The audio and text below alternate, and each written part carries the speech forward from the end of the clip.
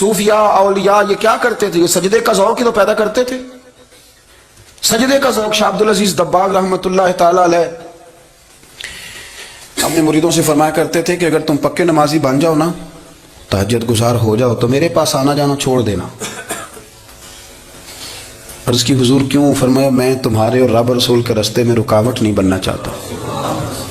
اب میرا مقصود ہے تمہیں وہاں تک پہنچانا. جب پہنچ گئے تو پھر میری ضرورت ختم ہو گئی. ہاں کبھی وسوسہ آئے، شک پیدا ہو، تکلیف ہو تو آنا، ورنہ میں نہیں چاہتا کہ میں رکاوٹ بنا رہوں. تم اللہ اللہ کرو، اس مالک کو راضی کرو. میرے رسول پاک علیہ وسلم نے فرمایا بندہ اللہ کے سب سے قریب اس وقت ہوتا ہے جب وہ سجدے کی حالت میں ہوتا ہے. کس کے قریب ہوتا ہے؟ اللہ کے سب سے قریب ہوتا ہے. وہ بڑا نیڑے ہے رب کے، بڑا قریب ہے، اس لیے کہ وہ حالت سجدہ میں. وہ جب سجدے کرتا ہے نا، اس کی بارگاہ میں جب جھک جاتا ہے. آپ ذرا سجدے کی کیفیت دیکھیں نا. زبان بھی یہاں ہے، آنکھ بھی یہاں ہے، کان بھی، عقل بھی ساری، اس نے سارا کچھ رکھ دیا سجدے میں. آپ وہ کبھی پیچھے جائیں تو دیہاتوں میں کہا جاتا تھا ناک سے نکیریں نکالو. بہت بڑی سزا ہوتی تھی نا، ناک سے نکیریں نکالو، بڑی سزا ہوتی تھی. تو اس نے کہا مالک مجھے کسی نے کہا نہیں، پر دیکھنا میں نے رکھ دی ساری عقل سجدے میں، اور رکھ کے کہا کہ سبحان ربی یا اللہ میں پست ہوں تو اعلیٰ ہے، اللہ تو میرا رب ہے اور تو سب سے اعلیٰ. اتنا. اور فرمایا جب یہ اس کیفیت میں ہوتا ہے تو پھر یہ اپنے رب کے قریب ہوتا ہے. کثرت عبادت، نوافل. ہمارے ہاں عمرے کی قرآن اندازی محفلوں پہ ہونے لگ گئی ہے، حالانکہ حدیث سے ثابت نہیں. میں دوستوں سے کہتا ہوں جائز ہے، کرنی چاہیے. عمرے کی قرآن اندازی جائز ہے، پر کسی حدیث میں نہیں آئی کہ قرآن اندازی کرو عمرہ کرو. حدیث میں قرآن اندازی یہ آئی ہے کہ نبی پاک علیہ السلام نے فرمایا تمہیں پتہ چل جائے نا پہلی صف کا ثواب کتنا ہے، تم قرآن اندازی کرو. عمرے کی قرآن اندازی کا تو پوسٹر چھپتا ہے، تو یہ والی قرآن اندازی کب ہونی ہے؟ ہونی چاہیے کہ نہیں؟ حضور نے فرمایا تمہیں پتہ چلے کہ اس کا ثواب کتنا، تو تم قرآن اندازی کرو، تم قرآن ڈالو. جب آپ نماز پڑھ رہے ہوتے ہیں، جب آپ کا مصلی آباد ہوتا ہے. صلاح الدین ایوبی، ایک بزرگ سے ملاقات ہو گئی. بیت المقدس پر قبضہ تھا عیسائیوں کا. تو صلاح الدین بڑے پریشان تھے. وہ بابا جی کہنے لگے پتر کیا ہوا؟ کہنے لگے حضور پتہ چلا ہے دشمن کے 2 بحری بیڑے اسلحہ لے کے آ رہے ہیں. مسلمان پہلے ہی کمزور ہیں، اور اب اگر 2 بحری بیڑے اور آ گئے تو حضور مسئلہ بن جائے گا. تو میں پریشان ہوں کہ کس طرح یہ کم مسئلے والی ہماری فوج ہے کیسے مقابلہ کرے گی. تو بابا جی کہنے لگے پتر اس طرح کرنا، آج رات تو بھی دعا کرنا اور میں بھی کروں گا. تو بھی دعا کرنا. آپ ناراض نہ ہونا، ہم تو پیروں والے ہیں، ہم تو پیروں کے نوکر غلام ہیں، ہمارا تو گزارا ہی نہیں، ہمیں تو ملتا ہے سارا کچھ وہاں سے. پھر میرا سوال یہ ہے کہ تعویذ لینے جاتے ہو نفل کیوں نہیں پڑھتے؟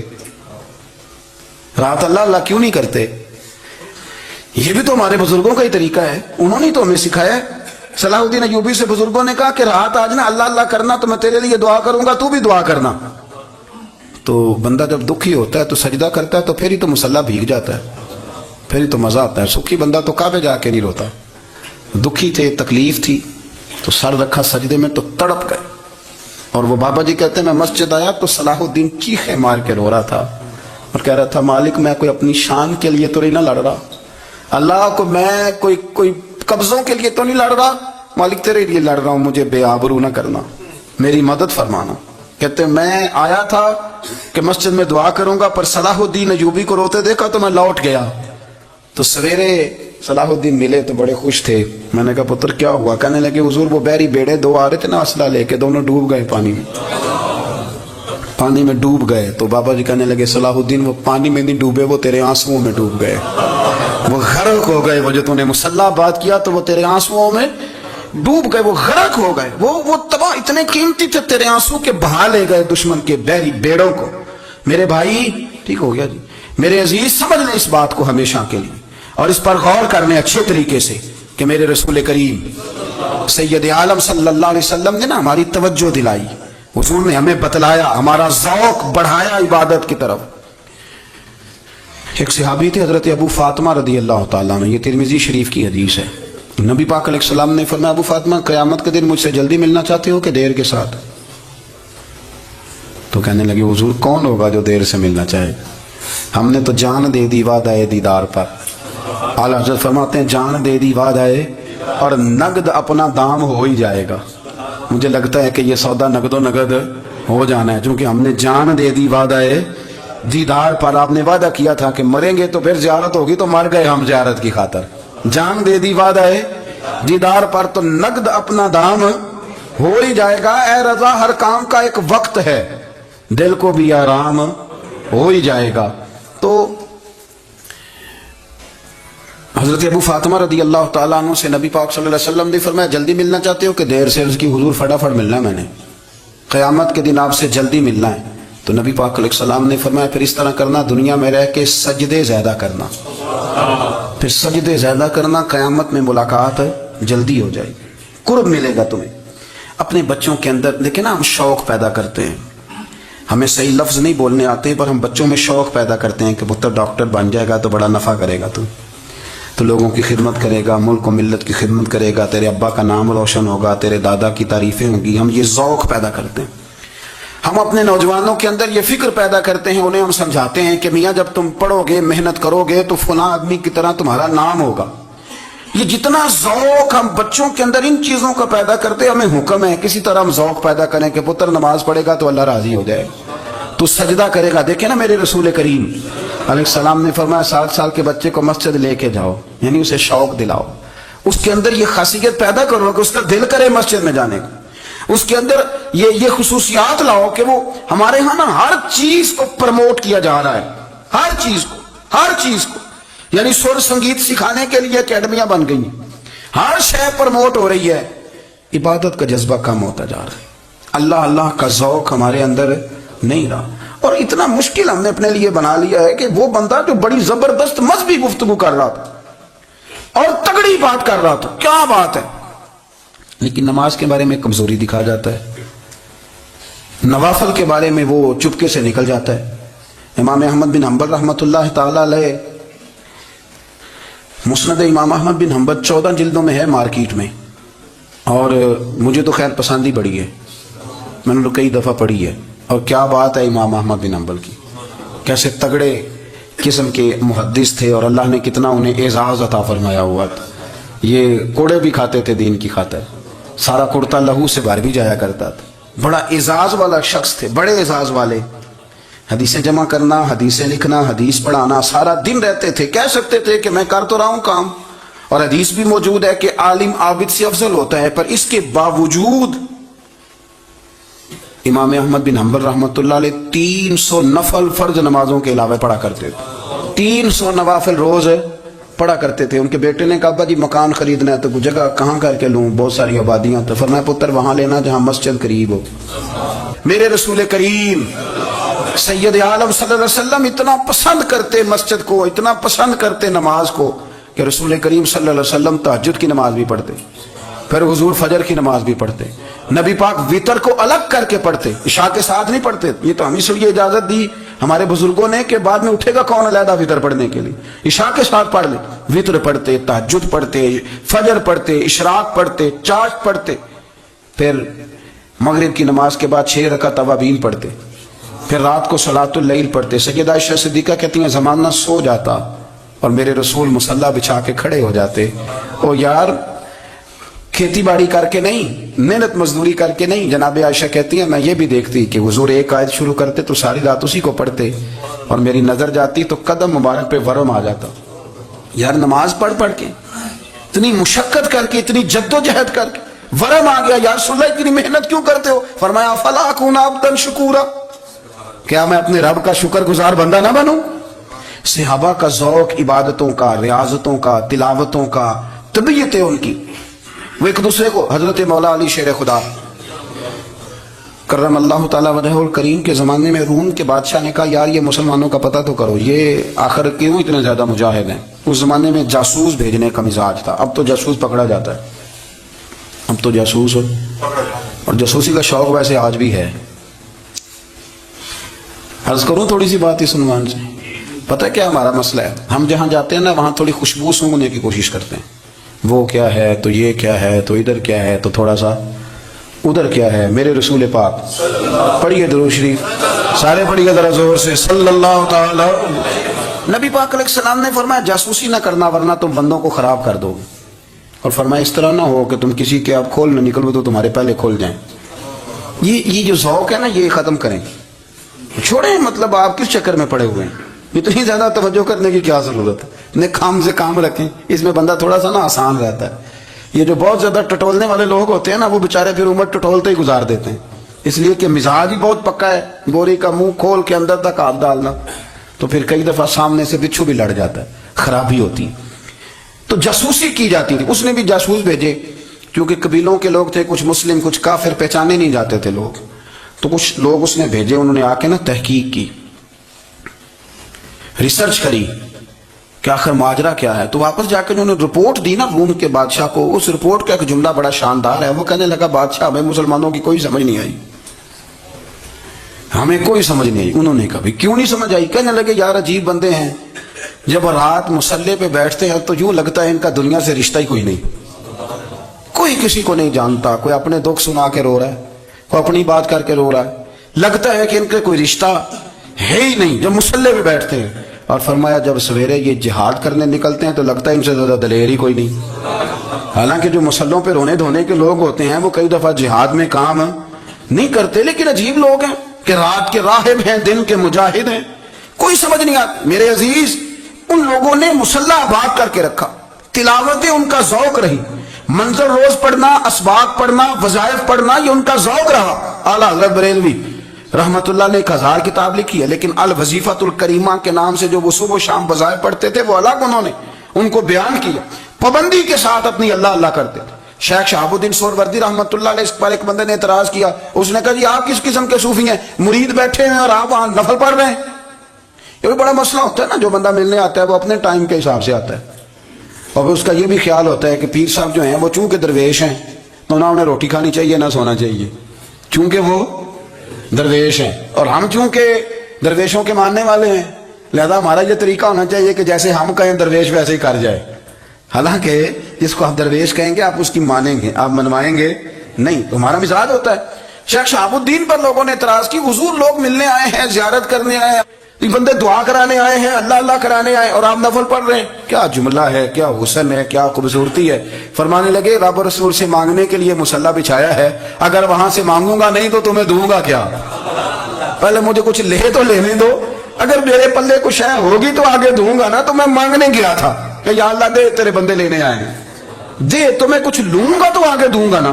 لیکن ہمارا یہ سٹیٹس, یہ مزاج, یہ شعور نہیں ہے. گپیں, کہانیاں, داستانیں, گفتگو, خطابت, واز, کیا بات.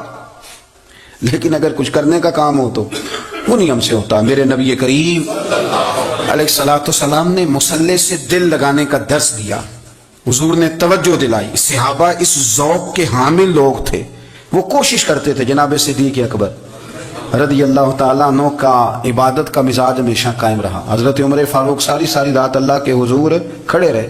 حضرت عثمان غنی رضی اللہ تعالیٰ عنہ عشاء کی نماز پڑھ کے 2 رکعتوں کی نیت باندھتے تھے, 15 سپارے پہلی رکعت میں پڑھ دیتے تھے اور 15 سپارے قرآن مجید کے دوسری رکعت میں پڑھ دیتے تھے. آپ نے نا حضرت عمر فاروق کے وصال کے بعد ان کی ایک بیوہ سے نکاح کیا. حضرت عثمان غنی نے نکاح کیا. وہ خاتون آپ کے نکاح میں آئیں تو عرض کرنے لگی, امیر المومنین میرے لیے اعزاز تو بہت ہے کہ میں امیر المومنین کی بیوہ تھی تو امیر المومنین کی منکوحہ ہو گئی ہوں, لیکن حضور نہ تو میں جوان ہوں کہ میرے اندر رغبت ہوتی اور نہ میں اب اس قابل ہوں کہ کوئی خدمت کر سکوں. میرے ساتھ نکاح کی وجہ کیا بنی؟ تو عثمان غنی رو پڑے. فرمانے لگے میں نے عمر فاروق کو مسجد میں اپنے رب سے ڈرتے ہوئے دیکھا, میں نے اسے روتے ہوئے دیکھا ہے, عدل کرتے دیکھا ہے, انصاف کرتے دیکھا ہے, امت کی خیر خواہی کرتے دیکھا.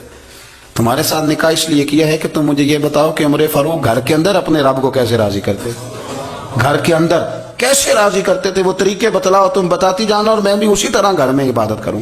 میرے رسول کریم علیہ الصلوۃ والسلام نے ارشاد فرمایا, حضور فرمانے لگے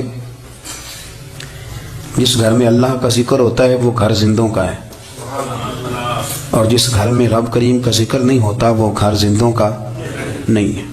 گھر نا ہم نا کتابوں میں پڑھتے ہیں کہ ایک بزرگ کہتے ہیں, حضرت فضیل بن عیاض کہتے ہیں کہ میں ایک گلی سے گزر رہا تھا تو گھر کے اندر کسی قاری صاحب نے قرآن کی آیت پڑھ دی ولی من خاف مقام ربہ جنتاں، میں تے میرے کانوں سے ٹکرائی تو اللہ نے میری کایا ہی پلٹ دی، میں توبہ کر گیا۔ اب گھر کے اندر سے آواز آئے تو صحیح نہ تلاوت کی، پر اندر سے آواز آتی نہیں ہے، ڈیک بجنے کی آواز آتی ہے، یا ٹی وی چلنے کی آواز آتی ہے، یا دھوم مچانے کی آواز آتی ہے۔ عبادت کا وہ جو خاص شوق تھا، وہ جو حسن تھا، وہ جو توانائی تھی، وہ جو بات تھی۔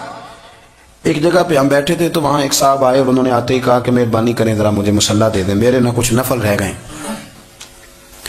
تو میں نے وضو کر لیا تو کوئی مصلی مل جائے، مصلی انہیں دے دیا گیا، وہ مصلی لے کے چلے گئے۔ تو پیچھے ایک صاحب نے تبصرہ کیا، کہنے کتنا ریاکار بندہ ہے، لوگوں کو دکھا رہا ہے کہ میں نفل پڑھتا ہوں، ہے کوئی بات کرنے والی؟ میں نے اسے کہا تو مہربانی کرنا اس طرح کی ریاکاری تو بھی کر، پکڑ مصلی اور جا تو بھی تھوڑی ریاکاری کر کے آ، اٹھ ذرا شکر کر، کوئی یہ ریاکار بھی ملا ہے، کوئی نفل پڑھ کے ریاکاری کر رہا ہے۔ اللہ کا میں کہتا ہوں کو پڑھے تو صحیح نہ، یہ کوئی دور ہے نفل پڑھنے کا؟ اس میں تو لوگوں کا مزاج ہی نہیں، طبیعت ہی نہیں۔ میں نے کہا چل مہربانی کر یہ لے مصلی اور تو بھی جا تھوڑی سی ریاکاری کرو تو صحیح نا، مزاج ہی نہیں، ذوق۔ جمعے کی نماز پڑھ کے یوں دنیا بھاگتی ہے، او ہو پتہ نہیں کون سی پیچھے آگ تھی جو بجھائی جائے گی، اور آج تک لوگ مسئلہ پوچھ رہے ہیں کہ جمعے کی بعد والی سنتیں کتنی ہوتی ہیں۔ میں نے کہا کتنے سال ہو گئے جمعہ پڑھتے، کتنے سال ہو گئے، ابھی تک سنتوں کا نہیں پتا، ابھی تک نہیں علم کے پہلے کتنی رکھتے ہیں اور بعد میں کتنی رکھتے ہیں۔